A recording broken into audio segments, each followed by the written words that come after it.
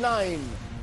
A day after violence kills 3 people in the heart of Bengaluru in riots. FIR blames radical outfit SDPI for being behind the riots. Pressure builds on the Karnataka government to ban the outfit. Fight breaks out over Sushant Singh Rajput's death probe in the Supreme Court. Riya Chakrabarti's late actor's father, CBI, Uddhav government all filed their submissions. The judge reserves his order, likely to pronounce it within a week. A day before the Rajasthan Assembly session, Sachin Pilot officially buries his hatchet with Chief Minister Gehlot in public. Gehlot set for a trust vote now to counter the BJP's no confidence motion. Prime Minister Modi's big direct tax reform, faceless tax assessment and an appeal process will kick in. Prime Minister stresses the need on honouring honest taxpayers and greater transparency. Few hours of rain bring the national capital to a standstill. Roads waterlogged, traffic snags reported across Delhi. Heavy rains too across western and northern India as well. India registers its single biggest spike in COVID cases with nearly 67,000 cases last 24 hours. Total cases have now crossed the 23 lakh mark across the country.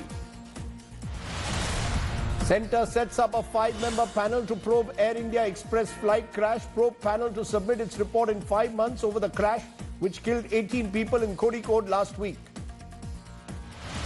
An India Today special investigation exposes black marketing in Vande Bharat flight tickets. Black market touts caught on camera profiteering from Indians who are stranded. And Democratic Vice President nominee Kamala Harris slams Donald Trump's response to COVID-19 in her first appearance with Joe Biden. Trump says Kamala is upset over her failed presidential nomination bid.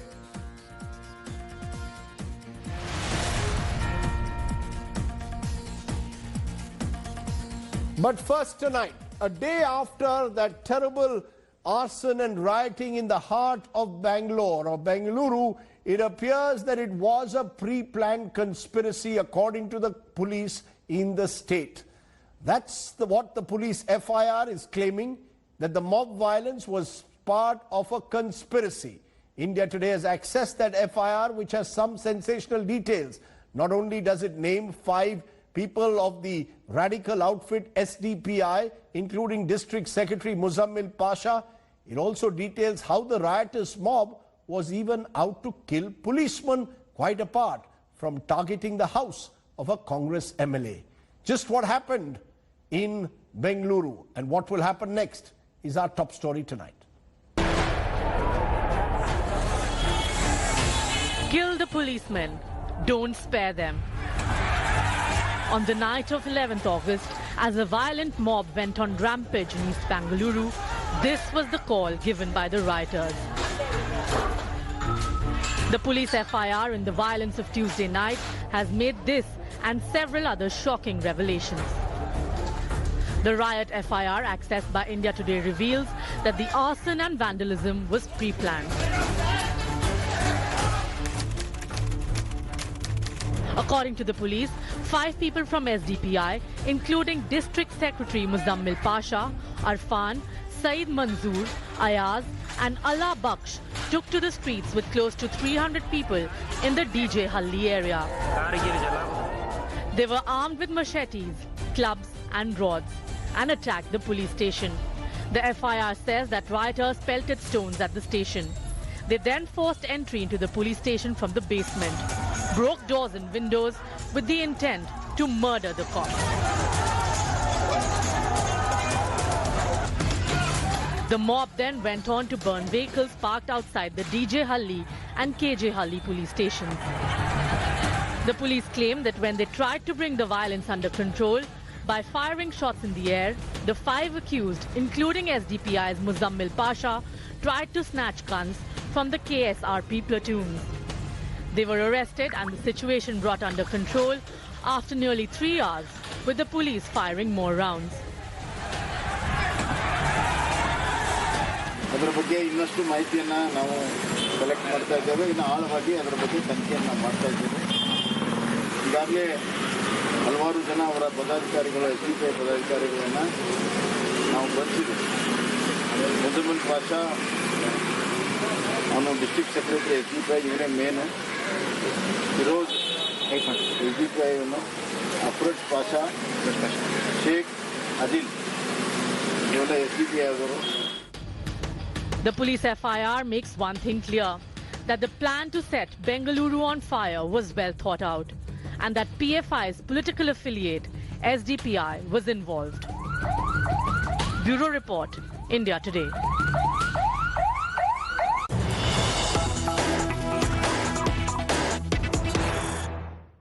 And remember, there was a Congress MLA, Srinivas Murthy, whose house was attacked by the violent mob in Bengaluru. He has finally broken his silence. Remember, he is at the heart of this entire issue also, because it was his nephew whose social media post allegedly inflamed the mob. So the MLA remains in the heart of it. He claims that this was a part of an organized campaign against him, is what he has claimed. Let's go straight across to Ashwath Narayan, the Karnataka Deputy Chief Minister first. Mr. Narayan, are you going ahead with the banning of the SDPI? Are you sure you have enough evidence now after this incident in the heart of Bengaluru?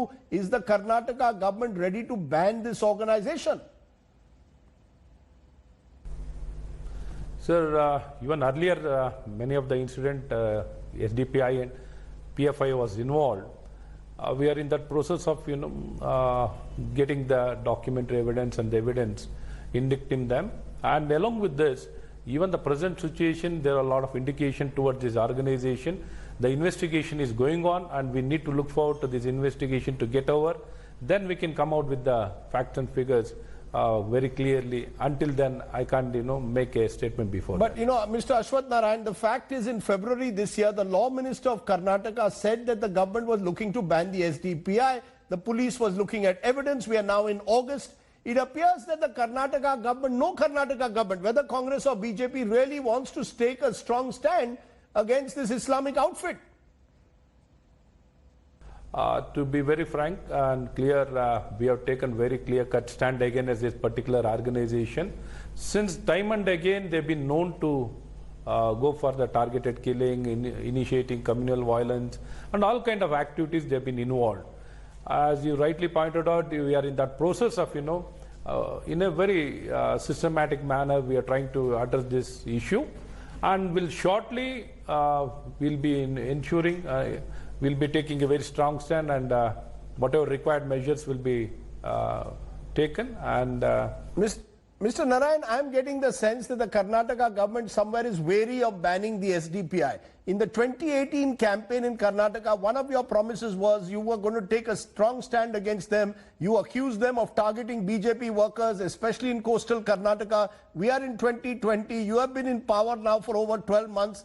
No action has been taken. Now you've got this violence, and you're saying that, we are still looking at whether we should ban the SDPI. You know very well, sir, in this law of the land and the system, there's a process which we need to adapt, and in the due process, we need to make the proper approach. Otherwise, they tend to get away with all these things also. We are in that process of, ensuring that these people are involved time and again in many of the incidents which goes against the harmony of the state of Karnataka, and even with regard to the taking law into the hand, and they've been into all kind of activities. Definitely, our party and our government, we are very clear about SDPI and PFI and many other organizations which they have got involved in all this kind of anti-social activities and jihadi activities. Definitely, we'll be looking forward to take action against these organizations. But Mr. Ashwath Narayan, in 2018, as I said, this was part of your election plan. Now you're suddenly saying due process. That's fair enough. But you didn't say that during your election campaign. Then you said one of the first things that the Yediyurappa government will do if it comes to power will be to ban organizations like the SDPI. We have this incident in the heart of Bengaluru, and it appears that the government somewhere is not sure how far to go. 2018, in past 1 year only, our government has been formed, and we are working continuously. We had many challenges, many issues, floods, drought, COVID, many issues, but doesn't mean we are ignoring these main issues. And definitely we are focusing and we are working in this direction. And it's a matter of time. So a matter of time. Definitely we'll take action and ensure this kind of organization doesn't exist in the state of Karnataka. I must ask you this. Are you going to make the rioters pay for damage like the Yogi Adityanath government is doing in Uttar Pradesh? Is that what the model that you are now going to follow? That all the public property that may have been damaged, that the rioters will have to pay for it? Yes, we are in the same line, and we want to ensure the people whoever damages the public property or private property, they need to pay for it. Whoever is damaged and who is responsible, and the organization or the people responsible for this, they need to pay money and pay the damages. So you are telling me, Ashwath Narayan, that Karnataka will follow the Uttar Pradesh Yogi model in asking rioters to pay for the damage they cause. Am I correct? Yeah, definitely. This is the law. This is the law of the land says the people who are damages, they need to pay for it. And this is what we are going to adapt and ensure whoever damages the public property or the private property, they need to bear the cost. Why the state has to bear the cost for the damage being done by these kind of rioters, antisocial elements or GID elements? We are not going to bear the cost. We will ensure the people who are damaged, they will have to pay for it. Ashwath Narayan, Deputy Chief Minister of Karnataka, I appreciate your joining us. Also joining us at this moment is R. Akhanda Srinivas Murthy, the Congress MLA, remember, who was attacked by the mob. You were at the heart of this, Mr. Murthy, because it was your nephew whose alleged social media post that targeted the prophet was responsible, according to people, for a mob getting inflamed and your house being attacked. Who do you hold responsible? Was it your nephew's social post, or was this an attempt being made to settle local political scores, sir, in Bengaluru? Sir, whoever is doing this should punish them. And who have done, police should take immediate action and they should investigation do, and who have done this, they should punish, sir. No, but was it your, but do you agree that it was your nephew's social media post that was responsible for this mob attack, or was this local politics inside Bengaluru? So my nephew will be anyone be. They should, who have done, they can punish. Why they punish my house for me and they punish my house? What I have done? Any mistake I have done? How long my constituency people I am going as a brother and sister? We are going in my constituency people have elected me from 1 lakh voters. Sir, but sir, is it true that there is a fight at the local level between the Congress, that is your party, and the SDPI? That this is a fight in a area with a large minority population between the Congress and the SDPI, and you got caught in the crossfire? No, sir. Let us police investigation, whatever is there. In police investigation, whoever punished, they have done. Let them punish them, whoever be. Who do you believe is behind it? Who do you believe is behind this? That police only should say, sir. Police know. I am a innocent person. They all people know. I am a I am a public servant for public. They have elected me. I am with public as a brothers and sisters. We are going as a brothers and sisters. I can't see people, all my brothers and sisters. I am today also, tomorrow also, I am a brother and sister only. We are going, sir. Sir, I take your point about brothers and sisters. My point is that there is a mob which has spread havoc that night. Your house was targeted, your property was burned down, and you are telling me that you are not aware who is responsible for it? Sir, whoever let us be. On the Tuesday night, more than 400 people, more than 2,000, they have attacked my house. Why they attacked my house? What I have done? What mistake I have done? Please, let them come and talk to me. And let us go to police and let us go to media. Why is my house should burn, I am asking, sir? They put the blame on your nephew for the social media post that he put up. Sir, my nephew, he may be done. You should go to him, or you should go to the police, or you should go to the media. Why people come to my house and why my house they made damage? See, as a MLA, they are punishing me. 224 MLAs should not be anyone to this position should not come, sir, in our Karnataka state and in our country. And constituency people, all we are brothers and sisters. Today also my constituency people and nobody has seen. Do you fear for your life in any way? Have you feared for your life, or do you believe that the worst is over? Sir, no. God is there with me. I am all right. God is with me, sir. Okay, there, sir. Thank you so much for joining me. You are telling me that you just want the police investigation to identify the culprits who tried to attack you, or did damage property in and around your house. I appreciate, sir, your joining us here, Mr. Murthy, and breaking your silence here on national television. Thank you so much for joining me. The Bengaluru violence that continues to simmer. Let's turn then from another issue that's simmering, the jurisdiction war over a probe into actor Sushant Singh Rajput's death. Today, all the parties filed their affidavits in the top court, the Supreme Court.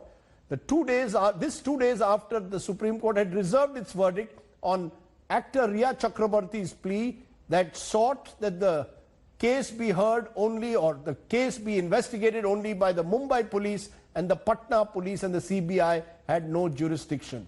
Here is a report which tells you exactly what the 5 parties have said in this contentious case. Take a look.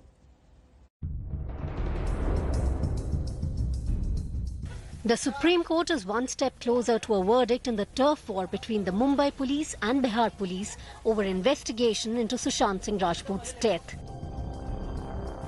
All the 5 parties in the case filed their final written submissions to the apex court on Thursday. In the final argument, Riya Chakrabarty asserted that the jurisdiction of the case is in Mumbai. She alleges the sole purpose of transferring the probe to CBI was to stall her petition in the Supreme Court.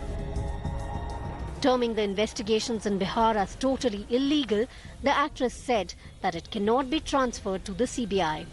But she doesn't object to a CBI probe if it is ordered by the Supreme Court exercising its powers.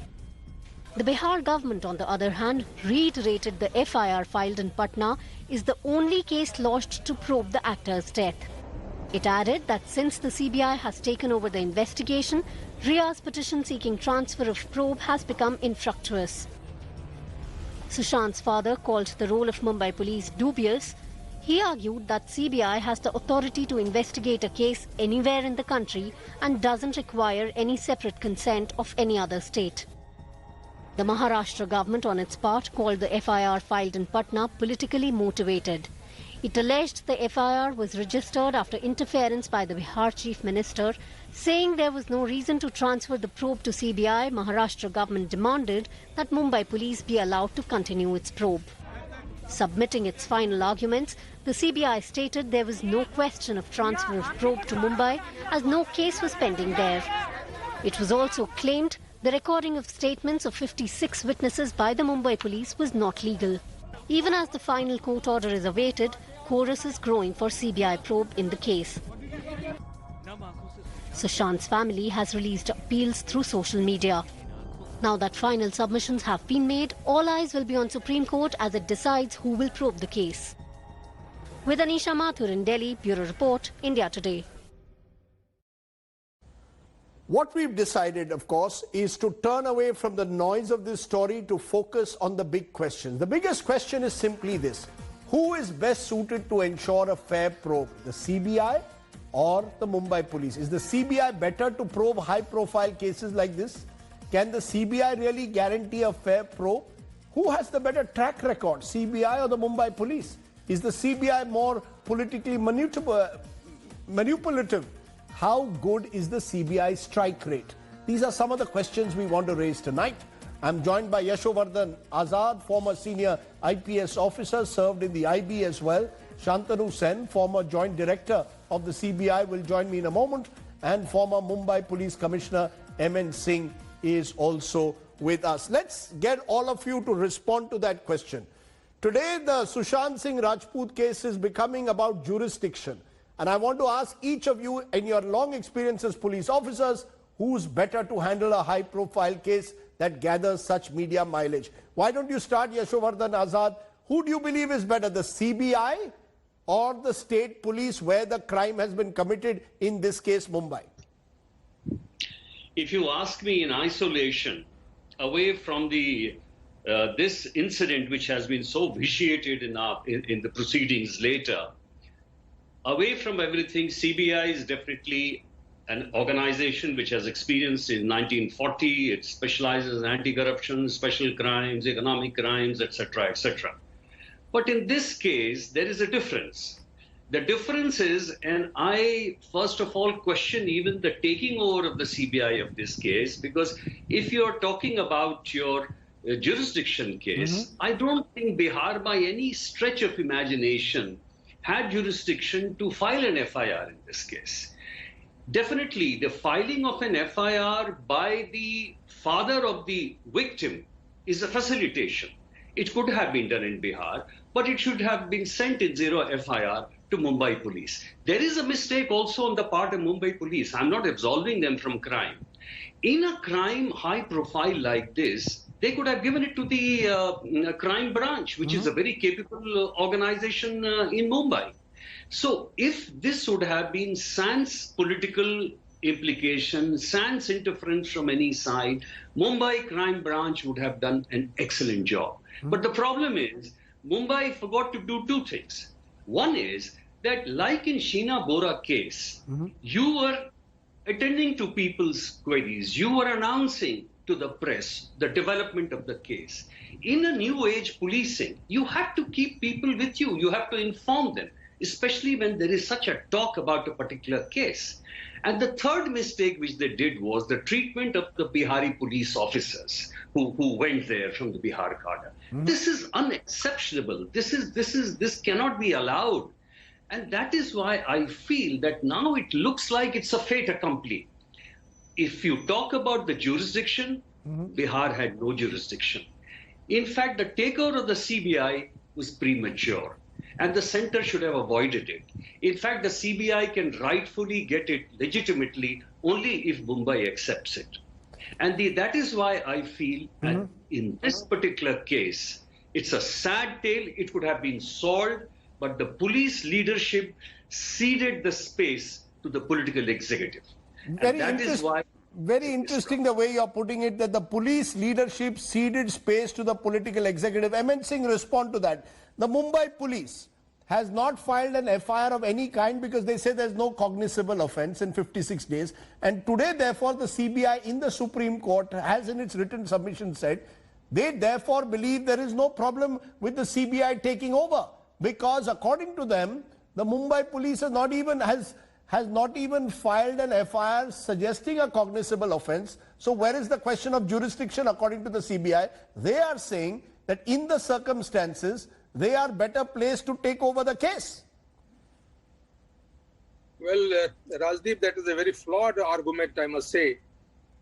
The Mumbai police has not registered an FIR, and therefore, the Mumbai crime gets registered as an FIR in Bihar, and so the government of India gets an opportunity to transfer the case because Bihar government makes a request. It's a very flawed argument. A case pertains to a place and not to a government. You see, this case, the cause of action lies in Mumbai, and therefore the jurisdiction is of Mumbai police and the trial court of Mumbai, not the Bihar police or the Bihar court. So, but what happens if someone, as in this case, Mr. M.N. Singh, feels that the Mumbai police is not pursuing the case in a fair and non-partisan manner? Who then does that person who believes that he or she is the aggrieved party, in this case, the family of Sushant Singh Rajput, who do they turn to?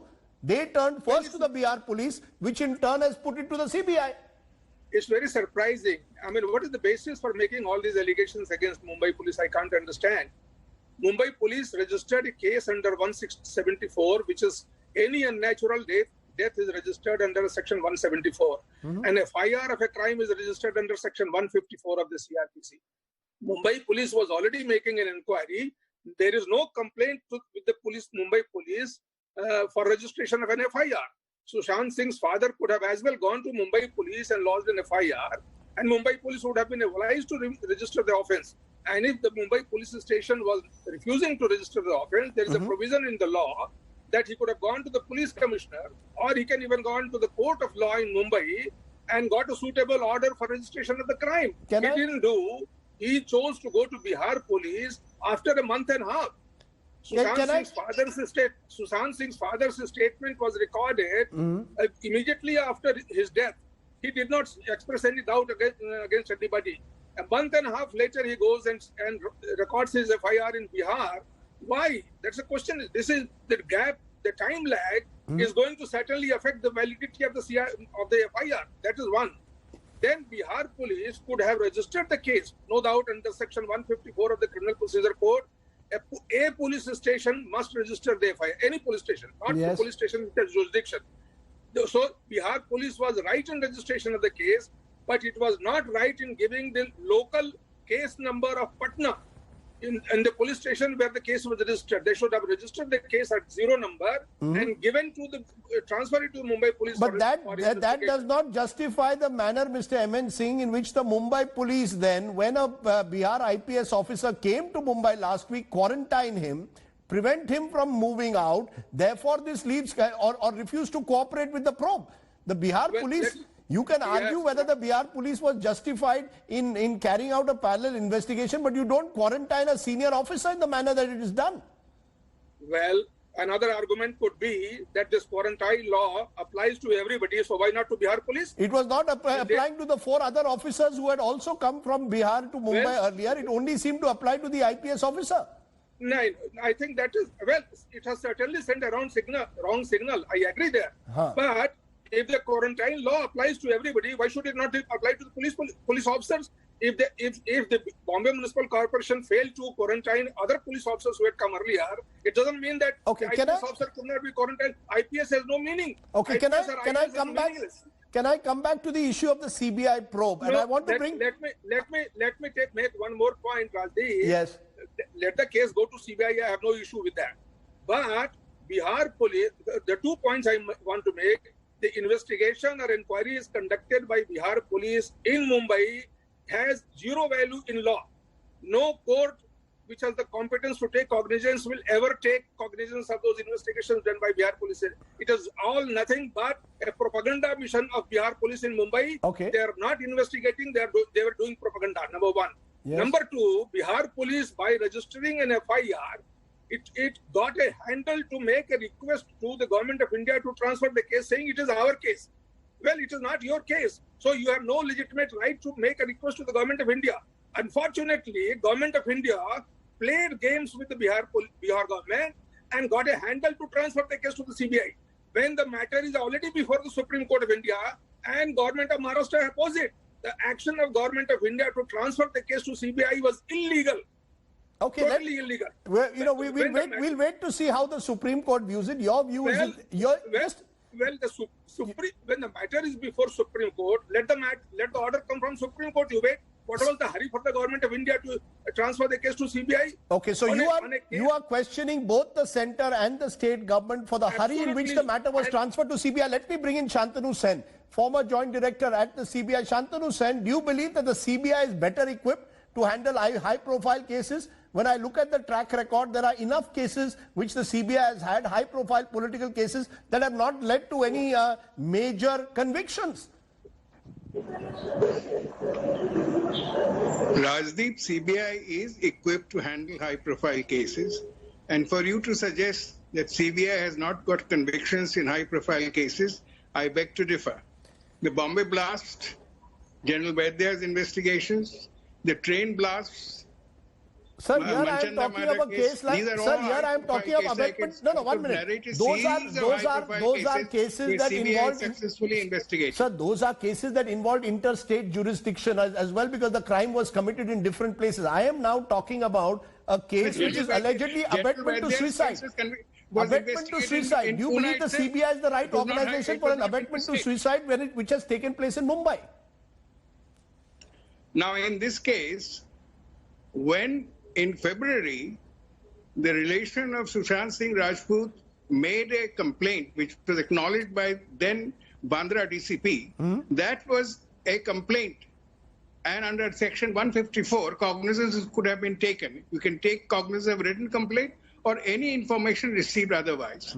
At that time, the Bandra DCP, probably for good reasons, decided not to intervene because there were two adults living together, and the apprehension that the life of Sushant Singh Rajput was in danger was not accepted by him, probably quite correctly. But when, after 4 months, he died a natural death, and remember, there is no suicide note. So there is apprehension that probably it's not a suicide. At that stage, the Bombay police, in my view, should have immediately gone to the complainant and told him, while we did not take cognizance of your case at that time, now that we find that the apprehension has proved true, please tell us whom do you suspect and what should we do? And register an FIR if their complaint was valid. Sir, the Mumbai police interrogated. Sir, the Mumbai police claims. Sir, the Mumbai police, Mr. Santanu Sen, claims they questioned the family of Sushant Singh Rajput after the alleged suicide, and they did not. They ruled out foul play. Now, 6 weeks later, you claim that there is foul play, that there are financial wrongdoings. What does the Mumbai police do? You're asking me? Yes. Well, you see, the cognizance by Patna police is a matter of dispute. But after the death of Sushant Singh Rajput, his father being the natural heir and entitled to whatever proceeds remains, finds that there has been ducks and drakes played with the funds, allegedly, and therefore he goes to the nearest police station. And since the consequence of his death and the property question comes before Patna, Patna police has stretched the jurisdiction. I agree with that main jurisdiction lies with Bombay police. But since he's the complainant and he would have rightly inherited the properties of Sushant Singh Rajput and he finds something wrong having done there, the Patna police stretches the investigation jurisdiction and takes charge. And then it immediately proceeds to Bombay to carry out the investigation. And I'm afraid I must confess that the Bombay police not assisting an IPS officer and other 4 officers is very strange. Because Bombay police, as any other police, would immediately stretch out their hands and say, let us both look at into this. Mr. They Sen, did not do so. No, Mr. Sen, again, and I'll come to you, Yashovardhan Azad, at this moment, because what we are finding in this case is there is a parallel publicity campaign running through media channels, now through Kangana Ranaut, actor, through the family of Sushant. We want CBI.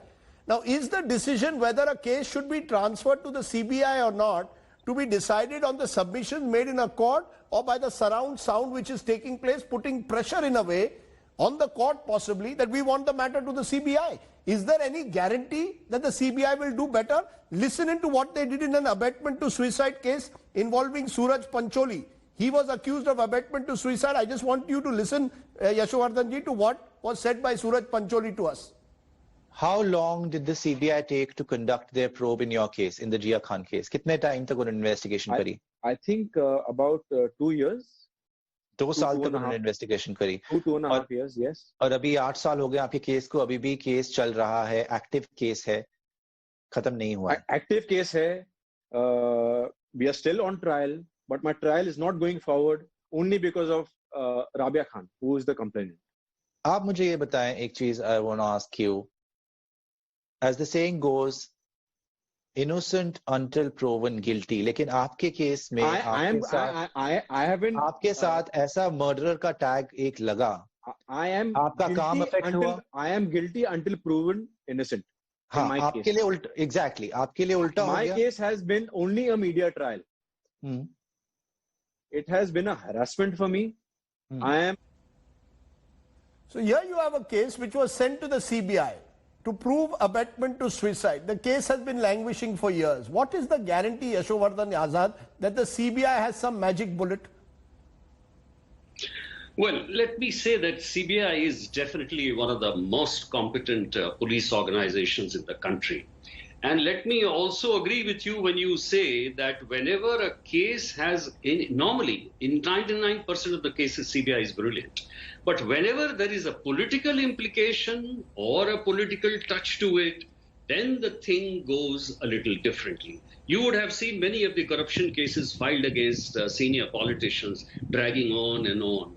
Now, in this case, this might be an exception, but if this particular Sushant's case was bereft of any kind of political involvement, Mumbai Crime Branch was totally capable of handling this case. And that's why I'm coming back to the point again, that in this case, in new age policing, the police leadership has failed to establish that trust with the people, and they are ceding space completely to the political executive. Therefore, now it looks like a fait accompli, because Mumbai also was too defensive in this particular case, and I don't know why. Like in Sheena Bora case, they would have come out with everything. Today, in this world of investigation, forensics backup is the most important thing. When people were questioning about it, the Mumbai police should have come out and said that the ligature marks are consistent with the suicidal hanging. And they should have had the forensics team even speaking before the people. After all, it's a people's police. So you have to report to the police. You are not a political police. You report to the law and you're accountable to the people. And that's why I feel this case has two very dangerous implications. One is that it's a direct attack on the federal structure. There is federalism in this country. There is a thing called jurisdiction. Tomorrow, Rajdeep, if an incident happens in Delhi and somebody in Kerala files a case, fine. Wait, how can the police infrastructure will completely crumble. Right. And normally I'll tell you, normally also this case won't have been registered. This case was registered at CM's behest. You need a gut. A man with guts, chief secretary or a DGP, to tell him, no, this is not done, we can't do it. And that's why I say that it is a failure of police leadership. Can I therefore get a final word from you, M.N. Singh, on this, that the optics have gone wrong for the Mumbai police? The reason why we've reached this stage is the optics have been terrible. Quite apart from the way they've handled the case, the manner in which the Mumbai police has gone has opened the door for first the Bihar police and now the CBI in its affidavits to the Supreme Court to say, look, we don't believe the Mumbai police is capable of a fair probe. Well, Rajdeep, let me tell you, even Sushant's father has not filed a case of murder. The FIR in Patna police is only of abetment to commit suicide and various other financial matters. Yes. There is no case, there is no FIR of murder. It is the media and others who have been shouting from rooftops about murder, murder, murder. Now, I don't know where from this murder angle comes with all kinds of suspicions. Well, coming to the point of whether the case could have been given to the crime branch of Mumbai police or not, well, that can be done at any stage. Let me tell you, as far as comparison between the Bombay police and the CBI is concerned, right, it will be neither fair nor possible to make a comparison or make any statement.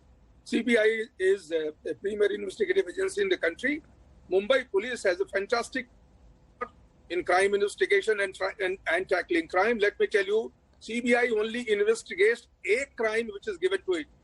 The state police or Mumbai police handles crime, tackles crime, fights crime. Okay. It deals with crime investigation and criminals. So you don't want us to... Okay, your point is taken that you believe it's unfair to compare one agency with the other, but let me give... It is not. It is unfair to compare. Okay, let me give Shantanu Sen a final word as someone who has both served... Both are competent organizations. As far as the investigation is concerned, I will still feel what Mr. Azad says. Yes, optics has gone wrong, certainly. And I think... It's not for Mumbai Police Commissioner is not opposing the transfer of case to CBI. It is the state government of Maharashtra which is opposing. Commissioner of Police has no authority to transfer the case to CBI. It's only the government which can transfer. Okay. I think under the given circumstances, I don't know why the state government is so hung up on this. If I was there, I would say give the case to CBI. If you have nothing to hide, why not give it to CBI? Okay, that's precisely it. If you have nothing to hide, why give the case to CBI? 30 seconds, Shantanu Sen, because you were there when the Mumbai blast case was being investigated by the CBI in the early 90s. Is the it CBI... was Rajdeep Desai with a correction. It was investigated by Mumbai police under my supervision. I was the chief investigating officer of the crime. After we charge sheeted the case, we handed it over to the CBI, and CBI was a part of the investigation team under me. It was CBI, maybe that's the approach to be taken in this case as well, where the CBI works with the Mumbai police. But a final word to you, Shantanu Sen. Is there political pressure on the CBI in such cases? There is always political pressure in high-profile cases. And the CBI officers have the gumption to stand up to it. Political pressure comes from different ways. But that doesn't really... The law is the master. And a good CBI officer, and there are plenty of good CBI officers, follow the law. But you know what happens is that since it's a high-profile case, many people get interested. Politicians get interested. They ask questions. They ask for notes. They ask for reports. That is the type of interference that takes place. But there's never a direction that you drop somebody or you hang out somebody who is not involved. They want to know what is happening. And So if you're saying that there is every reason to believe that the CBI, if it goes to the CBI, there will be a fair probe. There will be no political interference in terms of actually convicting someone wrongly or pursuing a wrongly. May I add a final word, Rajdeep? 30 seconds, sir. I'm running out of time. Yeah, the way the case has gone to CBI, Bihar police registering a case which they ought not to have and taking up the investigation, then Government of India hurrying up on the request of the Bihar police to hand over the case to CBI. Yes. There is a reason to suspect a political motivation in this. And therefore, if Bombay police is not out beyond such suspicion, even others are not beyond suspicion, Bihar and Government of India included. Let the Supreme Court give a decision. Okay, we'll wait for the Supreme Court. We'll wait for the Supreme Court decision. 3 top police officers joining us, giving us their perspective. Appreciate all 3 of you joining me here on the news today this evening. Let's take a break. When we return, India 2020, a few hours of rain, the national capital brought to a standstill.